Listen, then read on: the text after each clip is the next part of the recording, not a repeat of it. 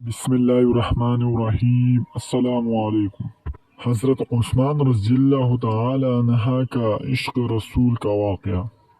حضرت عثمان رضی اللہ تعالی عنہ کا دل عشق نبوی صلی اللہ علیہ وسلم سے سرشار تھا۔ ایک مرتبہ آپ نے حضور صلی اللہ علیہ وسلم کی خدمت میں عرض کیا، یا رسول اللہ، اپنی دوست و سمت میرے گھر تشریف لائے۔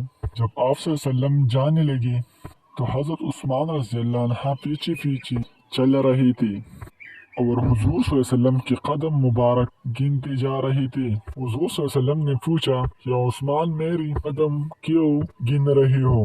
عرض کیا، یا رسول اللہ، میں چاہتا ہوں کہ جتنے قدم آپ میرے گھر چلے میں اتنے غلام آزاد کر دوں۔ صلح حدیبیہ کا واقعہ بڑا مشہور ہے۔ نبی کریم صلی اللہ علیہ وسلم نے حضرت عثمان رضی اللہ تعالی عنہ کو اپنا سفیر بنا کر مکہ مکرمہ بھیجا۔